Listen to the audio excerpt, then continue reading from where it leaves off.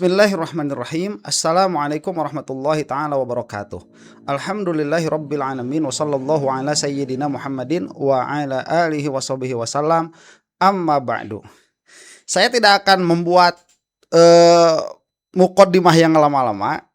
Ini adalah video reaksi mengenai tanya jawab antara Mas Abdul Ghafur Sangaji dengan ahli yang didatangkan oleh termohon. Dalam hal ini adalah kepolisian ya, dan mungkin juga kejaksaan. Sekaligus saja ini ahlinya satu. Yang mana memalukan, sangat memalukan dari sedikit apa yang sudah saya lihat dan dari kesimpulan pers conference setelah pra peradilan ini. Tetapi tadi saya lihat ada berita katanya Mas Abdul Ghafur ini sampai ditegur. Saya belum melihat itu, nanti akan kita lihat di sebelah mana ditegurnya, apakah sampai atau tidak.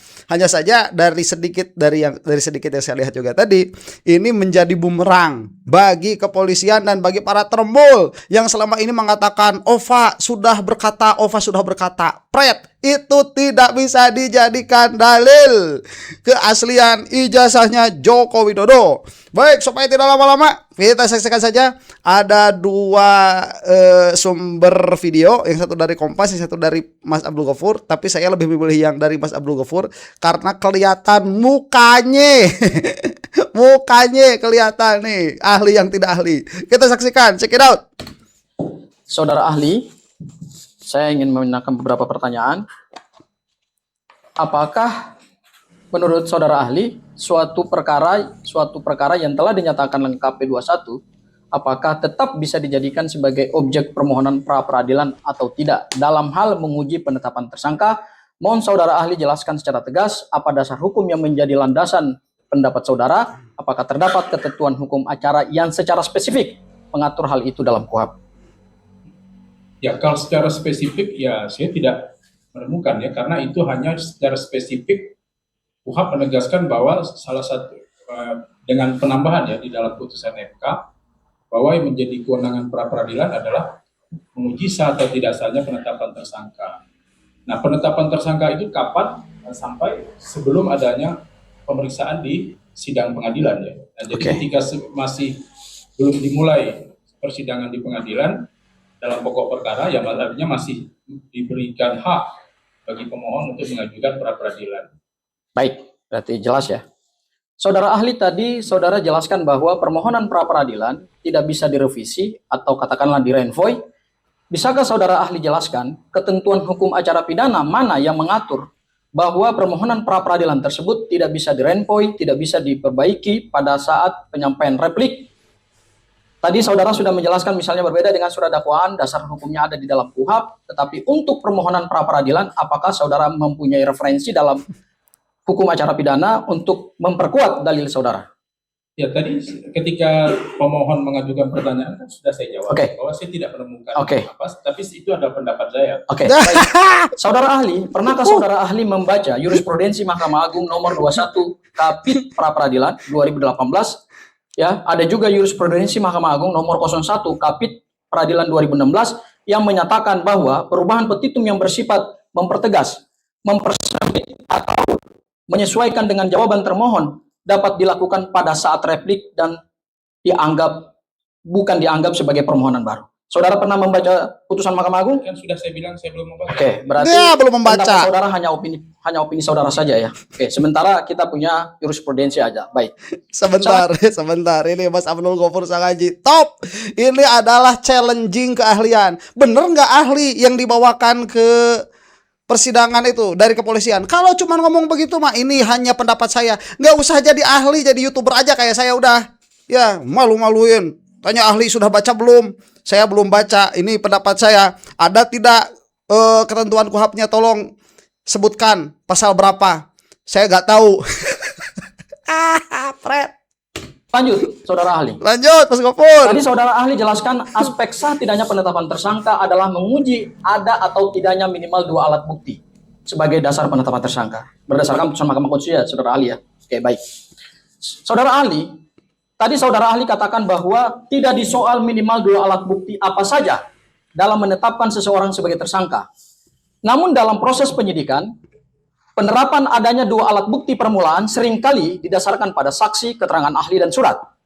Pasal 184 KUHP lama menempatkan keterangan saksi pada urutan pertama, kemudian keterangan ahli pada urutan kedua, dan surat pada urutan ketiga sebagai alat bukti yang sah. Bagaimana menurut pendapat saudara ahli, apakah ketiga alat bukti tersebut memiliki kedudukan pembuktian yang berdiri sendiri-sendiri, ataukah saling berkaitan erat satu dengan yang lain dalam fungsi pembuktian sebagai dasar dijadikan sebagai penetapan tersangka? Mohon saudara ahli bisa jelaskan. Ya, kalau ditanya memiliki keterkaitan, ya pastilah. Jadi untuk menggambarkan alat bukti ini kan fungsinya untuk dapat menimbulkan keyakinan untuk menggambarkan telah terjadinya suatu tindak pidana. Ya. Saya lanjutkan ya, kalau jawaban saudara ahli seperti itu, saudara ahli dalam menentukan adanya bukti permulaan yang cukup pada tahap penyidikan, apakah penyidik hanya dapat semata-mata mendasarkan kesimpulannya dalam menetapkan seseorang menjadi tersangka hanya berdasarkan alat bukti ahli dan surat, tanpa terlebih dahulu memperoleh keterangan saksi yang menerangkan adanya suatu peristiwa pidana tersebut? Ya, di dalam alat bukti itu kan tidak disebutkan alat bukti berupa apa. Cukup minimal 2 alat bukti. Itu tadi yang saya sampaikan pada jawaban ketika pemohon mengajukan pertanyaan. Kita tidak ada keharusan harus alat bukti apa, tidak diatur seperti itu. Jadi cukup alat bukti, karena tidak semua alat bukti dalam perkara itu ada saksi, Pak. Kadang-kadang tidak ada saksi, tapi perkara tetap harus dilanjutkan. Bahkan kalau kita lihat perkembangan sekarang kan alat bukti elektronik itu lebih menimbulkan keyakinan daripada alat bukti keterangan saksi. Banyak perkara yang saksinya tidak ada. Ya, saya lanjutkan saudara ahli. Sebentar. Coba lihat bahasanya tadi ya. Pada saat ini yang penting yang mau saya highlight ini. Apakah boleh, kata Mas Abdul Ghafur kan, apakah boleh kejaksaan atau penyidik dalam hal ini mendakwakan atau mentersangkakan tersangka atau terdakwa dengan undang-undang hanya berdasarkan 2 alat bukti yang mana tidak ada saksi di situ? Coba lihat ya bahasanya. Kata si ahli yang tidak ahli ini, kata dia begini, lah kadang-kadang permasalahan itu tidak ada saksi. Satu, jawabannya itu ya. Jadi tidak perlu ada saksi karena kadang-kadang tindak kejahatan itu tidak ada saksinya. Tapi itu masih tetap harus dilanjutkan. Oke, saya sepakat dengan hal itu ya. Saya sepakat. Dan kata-kata selanjutnya dengarkan. Malah sekarang yang namanya bukti elektronik itu lebih bisa dipercaya daripada saksi. Note dulu di situ ya. Note dulu di situ. Keterangan ahli dan surat sebagai alat bukti tidak bisa berdiri sendiri, harus berkorelasi dengan alat bukti lain, misalnya saksi. Karena keterangan ahli hanya digunakan untuk memberikan penjelasan ilmiah terhadap faktor yang telah terjadi terlebih dahulu melalui alat bukti lain, khususnya keterangan saksi. Apabila tidak terdapat saksi yang menerangkan adanya suatu peristiwa pidana, apakah keterangan ahli secara hukum dapat dijadikan sebagai dasar tunggal untuk menyimpulkan bahwa peristiwa pidana tersebut telah terjadi? Mohon saudara ahli bisa jelaskan. Saya sudah berpendapat dan pendapat saya tidak harus ada saksi ya. Baik, saya lanjutkan saudara ahli. Saudara ahli, apabila tidak terdapat seorang pun saksi yang melihat, mendengar atau mengalami sendiri adanya peristiwa pidana sebagaimana dimaksud dalam pasal 1 angka 27 KUHP lama, apakah keterangan ahli dan alat bukti surat secara hukum adalah alat bukti permulaan yang cukup untuk menyimpulkan telah terjadi tindak pidana dan dapat kemudian dijadikan sebagai dasar penetapan tersangka? Mohon saudara ahli jelaskan berdasarkan ketentuan KUHP yang baru. Kemudian tadi saudara katakan bahwa itu pendapat saudara. Apakah pendapat saudara itu berdasarkan pada doktrin hukum pidana pembuktian? Dan kalau saudara mendasarkannya pada doktrin hukum pembuktian, kira-kira saudara bisa jelaskan doktrin mana yang saudara gunakan untuk mendasarkan pendapat saudara? Ya, kalau terkait itu kan lagi-lagi saya kira 3 pertanyaan berturut-turut intinya adalah sama. Apakah alat bukti itu harus ada keterangan saksi atau tidak? Nah, kalau ditanya dasar hukum, jelas di dalam KUHP lama maupun KUHP baru, alat bukti itu tidak ada urutan peristiwa, urutan prioritas. Semua disebutkan alat bukti adalah A, B, C, D. Di KUHP baru pun juga seperti itu, hanya ditambah dengan ada barang bukti atau bukti elektronik di dalam KUHP baru. Nah, jadi batasan untuk pra peradilan adalah minimal 2 alat bukti. Putusan MK tidak menegaskan alat bukti keterangan saksi ada atau tidak. Nah, kalau bicara doktrin, itu ada dalam buku teori pembuktian yang ditulis oleh Prof. Edi Hiret, dan itu mengutip pendapat dari para sarjana terkemuka di Amerika bahwa hari ini sebetulnya circumstance evidence itu bahkan lebih penting. Itu juga pendapat Reza Indragiri Amril yang menyatakan bahwa alat bukti elektronik bahkan yang bersifat ilmiah itu lebih meyakinkan daripada keterangan saksi. Kenapa? Keterangan saksi orang bisa bohong walaupun dia di bawah sumpah. Banyak saksi bohong. Atau kalaupun kita berbaik sangka kepada saksi, saksi bisa lupa. Nah, maka di dalam dunia olahraga sekalipun hari ini sudah menggunakan alat atau teknologi itu. Kalau kita musim Piala Dunia hari ini kan berapa banyak keputusan wasit VAR yang membatalkan gol. Nah, itu kenapa? Karena manusia itu bisa keliru. Nah, walaupun kemudian kita juga tidak bisa mengandalkan sepenuhnya teknologi. Baik, sebentar ya. Ini. On. Coba ya, yang ditanyakan oleh Mas Abdul Ghafur itu kan landasan undang-undang. Memang si Bapak ini nggak baca. Ya, adapun doktrin, saya membaca buku teori pembuktian ditulis oleh siapa tadi namanya? Maafkan kalau nama saya sering tidak menangkap ya, bahwa circumstance evidence itu lebih meyakinkan daripada orang. Ini kan untuk memberikan pembelaan terhadap kepolisian yang sedari awal tidak memakai orang karena tidak ada saksi kan. Ini nggak perlu ada saksi, Pak. Kenapa? Karena circumstance evidence tadi yang nilainya itu nilai bukan manusia itu bisa lebih meyakinkan. Seperti misalkan elektronik. Terus bawa-bawa VAR. Nah, ini menarik. Coba lihat ya. Ini keterangan si saksi ini. Ini fakta persidangan ya. Karena ini keterangan saksi yang dibawa oleh kepolisian. Ini bisa menggugurkan ratusan saksi yang dibawa oleh kepolisian. Karena dia mengatakan bahwa saksi tidak penting. Satu itu ya, saksi tidak penting. Kenapa? Dia yang mengatakan sebagai ahli dari kepolisian bisa berbohong. Berarti dia sudah meragukan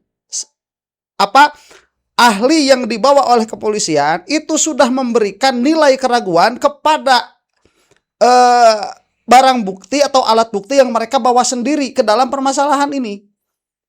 Therefore, ya, kalau kita bawakan termasuk salah satunya siapa perkataan Ova Emilia tanpa bukti apapun itu tidak bisa dipercaya karena meskipun di bawah sumpah bisa berbohong. Ayo, mau apa? Makanya nih perkataan Lisa UGM lebih meyakinkan daripada perkataan Ova. Kenapa? Karena Ova bisa berbohong, Lisa tidak. Begitu atas doktrin yang dibaca circumstance evidence. Ya, catat itu untuk logika berpikir.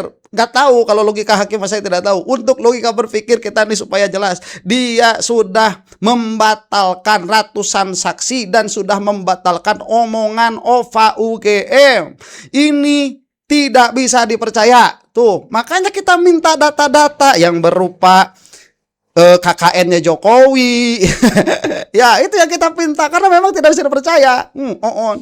Dan lagian yang ditanyakan oleh siapa Mas Abdul Ghafur Sangaji di sini adalah korelasi antara saksi ahli dengan saksi mata begitu yang menyaksikan kejadiannya, karena yang menyaksikan kejadian itu dia tidak menghukumi. Yang menyaksikan kejadian itu dia memperhatikan, dia melihat. Misalkan ada mobil, saya lihat mobil dari sana Pak, kemudian ada mobil dari sini Pak, kemudian beradu di sebelah kiri, itu yang saya lihat. Nggak boleh saksi itu menyatakan itu yang bersalah Pak, soalnya mobilnya oleng. Nggak boleh. Nanti ditanya oleng atau tidak, kemudian yang dari sana apakah lebih dahulu tertabrak atau dia tuh lebih dahulu oleng. Nanti ditanyakan semua itu. Setelah itu baru mendatangkan saksi untuk menghukumi keterangan-keterangan saksi ahli ya. Saksi ahli menghukumi keterangan-keterangan saksi lapangan. Sekarang begini, saksi lapangannya tidak ada, lo kok didatangkan saksi ahli? Kan error. Error. Kacau. Muka lo jauh. Saya ingin bertanya lagi, apabila dalam suatu perkara penyidik memeriksa sejumlah besar saksi, misalnya hingga 148 orang, yang pada dasarnya dimintai keterangan mengenai dugaan tindak pidana pencemaran nama baik dan atau fitnah. Namun keterangan para saksi tersebut yang juga digunakan untuk membuktikan adanya dugaan tindak pidana lain, yaitu misalnya tindak pidana di bidang cyber. Padahal mereka tidak pernah mengalami, melihat, mendengar, atau mengetahui seseorang secara langsung melakukan perbuatan mencuri data elektronik, meretas data elektronik secara melawan hukum, merusak hingga data elektronik tersebut tidak bisa lagi digunakan sebagaimana dimaksud dalam pasal 32 Undang-Undang ITE, apakah keterangan saksi-saksi tersebut masih memenuhi syarat sebagai alat bukti keterangan saksi, dan apakah keterangan ahli itu hanya bisa digunakan sebagai satu-satunya alat bukti, sementara saksi-saksi saja mengetahui tidak pernah dimintai keterangan dan mengetahui peristiwa tersebut. Ya, jadi kita gini Pak, ini kan pra-peradilan. Pra-peradilan itu hanya membahas tentang alat bukti. Apakah penetapan tersangka itu didasarkan minimal 2 alat bukti. Nah, bahwa pasal mana yang lebih tepat untuk digunakan, itu kan tadi sudah saya sampaikan. Itu ujiannya nanti, sarana mengujinya masing-masing Pak, ada pada saat pokok perkara. Nah, kita kan makanya jaksa itu diberikan kewenangan untuk membuat dakwaan itu yang bersifat primer, kemudian dakwaan tunggal, dakwaan alternatif, ada dakwaan subsidiaritas. Wah, hancur kalau Jadi gitu. kalau ternyata dakwaan pertama misalnya dalam kasus korupsi misalnya yang mulia, pasal 2 misalnya tidak terbukti menurut pertimbangan hakim, tapi kan lanjut kemudian proses pembuktian di pasal 3. Kalau pasal 3 kemudian tidak terbukti, mungkin pasal lain. Kalau semua sudah yang didakwakan secara alternatif tidak terbukti, baru kemudian hakim akan sampai pada putusan menyatakan terdakwa tidak bersalah, tidak terbukti bersalah. Nah, kalau sekarang saya kira belum sampai saatnya kita untuk memeriksa apakah pasal ini tepat atau pasal ini tidak tepat. Karena sarananya masing-masing. Jadi saya kira bukan berarti kemudian menyatakan kita sudah pasti salah, sudah pasti benar, itu, tapi kan sarana penyelesaian dari setiap persoalan hukum itu ya pasti ada, dan menyelesaikannya dengan salurannya masing-masing. Ya, baik saudara ahli. Sebentar, tadi kan dia bilang si orang ini nih, entah siapa namanya, ini kan harus ada keterkaitan. Tadi kan ditanya di awal, apakah di antara saksi, kemudian surat, sebentar tadi apa? Ada 3 kan? Ada saksi, ahli, dan surat nih. Bentuk macam alat bukti itu ya, macamnya nanti membernya bisa banyak, misalkan ada 3 saksi atau 4 saksi atau ada 100 ahli atau ada 5.000 surat begitu ya, itu kan lain soal. Ini macamnya, jadi ada 3 macam alat bukti, 1, 2, 3. Tadi ditanya di awal, apakah ini harus ada keterkaitan? Dia kan jawab, coba ulang lagi tadi.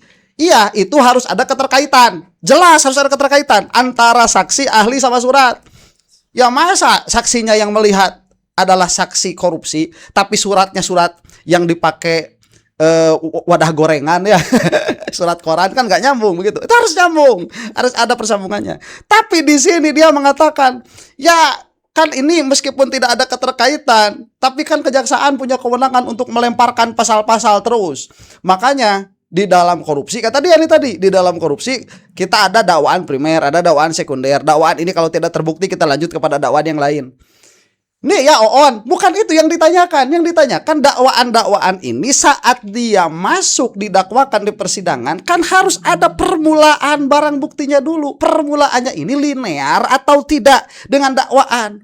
Itu ya, memang kejaksaan punya kewenangan untuk mendakwakan apapun sebagaimana dilimpahkan oleh penyidik kepolisian, tetapi harus ada bukti awalnya. Nah, bukti awalnya ini linear tidak dengan dakwaannya. Masa buktinya misalkan adalah pisau berdarah yang disangkakan di situ terhadap tersangka terjadinya pembunuhan, tetapi didakwakan ini adalah tindak terorisme. Nggak bisa, karena pisau berdarah saja tidak bisa menunjukkan kepada tindak pidana terorisme. Kalau di dalamnya misalkan ada surat-surat berupa keanggotaan organisasi, baru nanti itu bisa, oh ini tindak pidana terorisme. Sekarang pertanyaannya ya kepada ahli yang tidak ahli ini, mana di antara bukti-bukti ini yang menjadi sah untuk mendakwakan Roy Suryo dan Dr. Tifa dengan Undang-Undang ITE 3235? Mana? Saya gak jawab, kan memang gak ada. Kasih contoh lagi dengan pidana murni, bukan dengan pidana aduan. Aing mah. Mohon penjelasan dari saudara ahli. Apabila dalam persidangan pra peradilan pihak termohon, dalam hal ini penyidik, ya, kemudian tidak mampu menghadirkan seorang pun saksi, padahal sebelumnya termohon dalam jawabannya menyatakan telah memeriksa sekitar 148 orang saksi, yang menurut termohon dianggap ada kaitannya dengan dugaan tindak pidana pasal 32 Undang-Undang ITE. Apakah keadaan tersebut dapat dipandang sebagai indikasi bahwa sesungguhnya termohon atau penyidik tidak memiliki saksi sebagai alat bukti permulaan yang cukup yang memenuhi kualifikasi, yaitu melihat, mendengar sendiri, atau mengalami sendiri adanya peristiwa pidana yang memenuhi unsur-unsur pasal 32 Undang-Undang ITE. Mohon saudara ahli bisa jelaskan. Di sidang pra-peradilan gitu ya? Iya. Ya di sidang pra-peradilan itu kan cukup menyatakan bahwa termohon sudah memiliki alat bukti berupa keterangan saksi. Nah, bagaimana membuktikan adanya keterangan saksi? Ya tentu dari BAP. Kan ada BAP. Ya kalau misalnya saksi satu-satu dihadirkan, ya tidak cukup waktu 7 hari, Pak. Kan cukup menyatakan hakim pra-peradilan hanya mengkonfirmasi apakah dalam penetapan tersangka itu sudah ada alat bukti saksi. Tidak semua juga seperti misalnya contoh barang bukti mobil misalnya. Masa mobil harus dihadirkan ke persidangan? Cukup misalnya fotonya, dokumennya. Jadi nggak semua juga. Kita harus pahami, wah mobil, barang bukti mobil harus dibawa. Bagaimana dengan kasus pembunuhan? Mayatnya harus dibawa ke pengadilan, kan juga nggak begitu, Pak. Cukup. Makanya ini kan berdasarkan bagaimana caranya menimbulkan keyakinan dari hakim. Sebentar ya On, mobil juga nggak tiba-tiba apa BAP-nya mobil. Mobil dari segi apa? Mobil dari segi bahwa dia itu dimiliki oleh Anu, tetapi ada di dalam penguasaan Anu. Tapi surat Anu, ini mobil nih milik Angga, tetapi ada di Zaid. Itu didaftarkan, gak cuma daftarkan doang mobil anu kemudian nanti keluar dakwaannya pasal anu. Kalau demikian ya betapa rusaknya hukum di Indonesia ini. Kalau memang senyatanya demikian, ya nggak demikian. Memang tidak harus didatangkan mobilnya. Siapa juga yang ngomong kayak gitu? Nggak ada yang seperti itu. Ya, tetapi harus linear antara bukti awal dengan dakwaan yang didakwakan. Itu intinya. Dan si ahli yang tidak ahli ini tidak bisa menjawab. Ya, pertanyaan terakhir dari saya, saudara ahli. Saudara ahli, apabila dalam penyidikan dan kemudian ada keterangan-keterangan saksi yang kemudian dihadirkan dalam persidangan ini, yang sudah memberikan keterangan juga pada tahap penyidikan dan sudah ada BAP-nya, namun saksi-saksi tersebut tidak pernah melihat, mendengar, atau mengalami secara langsung adanya peristiwa pidana yang dijadikan sebagai dasar penetapan tersangka, misalnya dalam hal ini adalah pasal 30 Undang-Undang ITE, ya, seperti adanya tindakan mengambil, memindahkan, merusak, menghilangkan, mentransmisikan, atau kemudian membuat tidak dapat lagi diakses suatu informasi elektronik. Itu unsur-unsurnya ya. Lalu atas dasar apa saudara ahli tadi menyampaikan bahwa keterangan saksi tersebut kemudian hanya ada di dalam BAP tanpa saksi yang dihadirkan di sini pun menyatakan bahwa mereka tidak pernah melihat peristiwa pidana tersebut. Apakah itu adalah penyeludupan yang dilakukan oleh penyidik? Ya, itu menjadi objek pokok perkara, Pak. Nanti kan makanya di dalam seperti hari ini kan pokok perkara nanti saksi kan diperiksa. Saksi yang dihadirkan oleh penuntut umum itu ditanya oleh penuntut umum dan diberikan kesempatan oleh hakim untuk ditanyakan juga oleh terdakwa atau penasihat hukumnya. Itu maka kemudian saling mengkonfirmasi pada saat pokok perkara untuk menilai apakah keterangan saksi itu kuat atau tidak, apakah benar atau tidak. Masalah benar atau tidak benarnya keterangan saksi ya di pokok perkara. Kalau sekarang kan tugas kita apakah ada saksi atau tidak. Nah, kalau tidak ada saksi, apakah ada ahli atau tidak? Kalau tidak ada ahli, apakah ada surat atau tidak? Kalau semua sudah ada, ya sudah. Artinya proses penetapan tersangka itu sah. Karena kita hanya berhenti pada proses penetapan tersangka. Tidak menyatakan orang bersalah atau tidak bersalah. Masih jauh lagi. Apakah kesimpulan Bentar, bukan itu yang ditanyakan. Bukan bersalah tidak bersalah. Bukan itu yang ditanyakan. Ih, nggak nyambung. Ini orang kalau udah jadi termul kayak begini nih. Nih, ya, yang ditanyakan kan begini. Ini tidak ada unsur, tidak ada saksi mata atas unsur yang disangkakan. Karena undang-undang ITE itu kan ada unsurnya. Mencuri, ya, merubah, memanipulasi. Itu kan yang didakwakan unsurnya itu atas dokumen elektronik. Pertanyaannya begini, siapa yang melihat itu?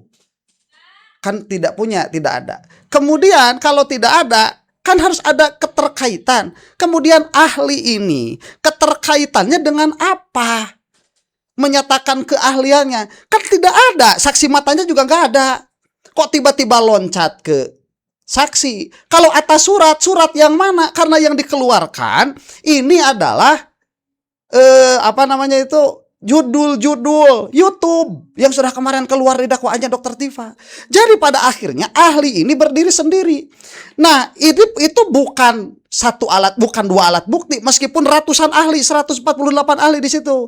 Itu bukan apa namanya, bukan dua alat bukti, karena alat bukti itu salah dua di antara tiga yang disebutkan tadi. Ini meskipun 148 ya tetap aja dihitungnya satu. Makanya itu kan bisa dilakukan apa ya dari awal, penyewaan. Kalau sudah ada niat jahat, makanya kita lihat para ahli yang dibawakan pun mayoritasnya, kalau tidak semuanya itu termul yang memberatkan kepolisian gak dipakai. Sok, nah ini mah tuh udah jelas pesanan. Atas dasar kecurigaan inilah, kalau surat-surat yang mana lah kemarin di dalam dakwaan gak ada. Surat yang mana yang ditilai oleh hakim itu? Kemudian kalau itu surat, emangnya itu surat elektronik? Kan ini, sebentar, jangan dulu masuk dakwaan, kira-kiranya begitu dari tim kuasa hukum Roy Suryo itu. Sebentar, jangan dulu masuk dakwaan. Ini ya, kalau kurang-kurangnya hakimnya tidak cerdas, ini bisa 12 tahun penjara loh. Ini kan hukuman buat hacker yang membobol bank, membobol keamanan negara dan lain sebagainya. Bawa dulu ke pra peradilan, karena dua hakim, dua pandangan daripada dua waktu yang berbeda itu akan lebih bagus daripada satu kan. Bawa dulu ke pra peradilan. Dikeluarkanlah tadi, Pak, ini saya heran. Lah kok saksi yang melihat tidak ada, kok tiba-tiba banyak saksi ahli. Saksi ahli itu atas apa? Ya, karena kalau ada saksi ahli kan tidak bisa berdiri sendiri. Dia harus imma atas kesaksian yang melihat atau atas surat. Lah kalau ini atas saksi yang melihat, mana? Oh, tidak ada. Baik, berarti atas surat kan? Surat mana? Yang dokumen elektronik itu. Jangan ada. Tatkala dikeluarkan suratnya, postingan, itu kan bukan surat, Berarti dari awal tidak ada bukti permulaan yang cukup untuk mendakwakan, apalagi untuk menyalahkan Roy Suryo dengan undang-undang itu. Ini mah OO-nya luar biasa. Ya pantesan lah tuh kita mahasiswanya OON kalau orang yang katanya ahli juga OON-nya kebangetan kayak begini. Emosi. Mata-mata hanya merupakan hasil asumsi yang tidak ditopang oleh fakta empiris yang dibuktikan melalui alat bukti saksi pernah diperiksa di sini. Ya, karena kita tidak bicara fakta di sini, Pak. Kita bicara prosedur. Baik, saya lanjutkan kepada rekan saya yang ya. Terima kasih yang mulia. Saudara saksi dari Universitas apa tadi Pak saya? Saya ahli, Pak, bukan saksi. Sorry maaf. Dari Universitas Riau. Oh, Universitas Riau ya. Universitas Riau. Oi, atau ambillah yang bagus dari UI dengan segala tidak hormatnya kepada Universitas Riau kalau orangnya seperti ini. Ada dari UI, kayak ambil ya yang lebih kredibel. Gimana sih? Universitas mana? Universitas Riau. Kayak nggak ada yang lebih bagus. Maaf ya, dengan segala tidak hormat kepada Universitas Riau, kalau orangnya seperti ini, nah kok bisa jadi saksi ahli? Nya luar biasa. Jadi saya ingin membacakan satu pasal dalam Undang-Undang ITE ya. Yaitu pasal 32 ayat 1 yang bunyinya adalah setiap orang dengan sengaja. Ini bagian Mas Refli Harun ya. Kalau ada yang mau saya meneruskan, tuliskan di bawah kolom komentar. Cuman untuk saya masih gini, nih saya tuh, gimana? Sudahlah, ini dari cara bagaimana memahami apa yang ditanyakan dan bagaimana cara menjawab ya. Ini sudah off sekali, jauh melenceng. Demikian ya, termul. Mudah-mudahan termul semakin binasa dari muka bumi Indonesia. Untuk Anda yang bukan termul, wallahu taala a'lam bissawab. Assalamualaikum warahmatullahi taala wabarakatuh.